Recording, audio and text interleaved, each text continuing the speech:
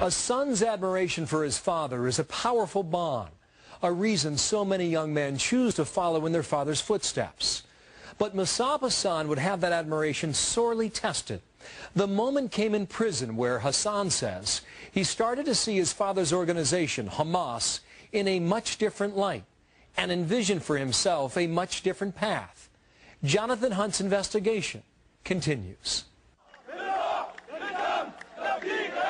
I loved Hamas because I loved my father. Your father is everything for you as a child.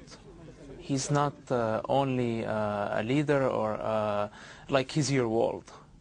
And you think that he's the best, he's the strongest, he's your king, he's your God, basically. So I loved him and I loved the ideas and his beliefs. That reverence for his father, Sheikh Hassan Yousef, one of the founders of Hamas, led Mosab Hassan toward the West Bank's more radical groups. For my father's position, I became the president of the Islamic student movement. You weren't just anybody in the Islamic youth movement in the West Bank. You were yourself a leader of the Islamic youth movement. Yeah, of course. Of course. And the heir apparent to your father. Yeah. We recruit many people, just talking to them about God.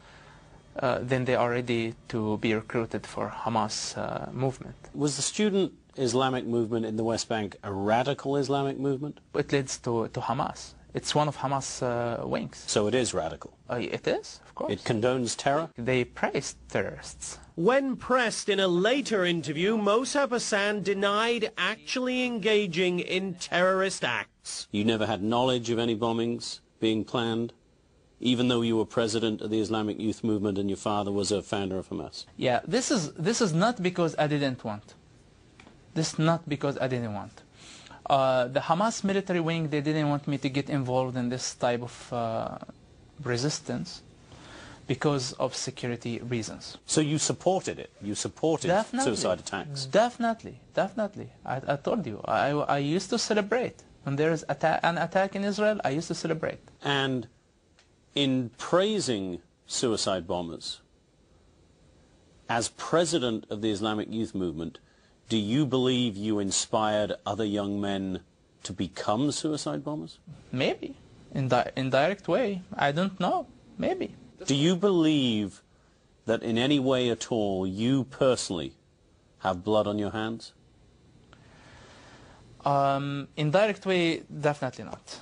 But maybe like indirect ways, probably. On September 13, 1993, Yasser Arafat stood alongside Israeli Prime Minister Yitzhak Rabin and President Clinton to sign the Oslo Peace Accords. Hamas wanted no part of it, and as the peace process moved forward over the next months and years, began plotting a new campaign of terror.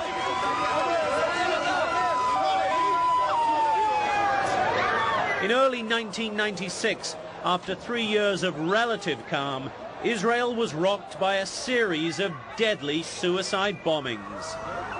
February 25th, Jerusalem's central bus station, 27 dead.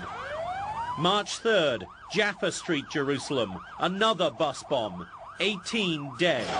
March 4th, Tel Aviv, 13 killed in yet another suicide attack. Hamas trumpeted its involvement in the attacks. Israel responded with sweeping raids aimed at Hamas and all its linked organizations, Mosab Hassan's Islamic youth movement among them. Mosab Hassan soon found himself face to face with Israeli soldiers. They put me in a small cell for about a couple of hours. After that, they bound me again and handcuff me, put the blinds on my eyes, put me in a jeep with 3 soldiers, hit me all the way from Beit El to Al-Maskubiya in Jerusalem, West Jerusalem. Had you been involved in any planning?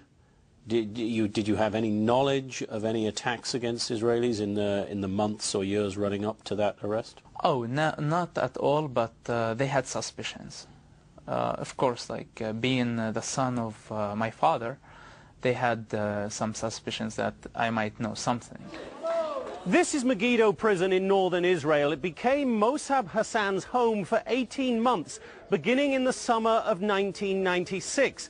Now, Islamic radicals typically only become more extreme, more hardened in their views after a stint in a place like this. But that is not what happened to Mosab Hassan. One would think you go into prison and become far, far more radical in the face of all of that, far more committed to not just Islam, but to the cause of Hamas. But that's not what happened. Yeah, definitely this is not what happened. I saw in Hamas, I saw in Islam as a solution for humanity, for my people. So Hamas and Islam were the solution to the problems of the Palestinians, in your eyes? In my eyes, definitely. This is how I saw it. I believed in it. So what on earth happened in prison? The answer when we come back.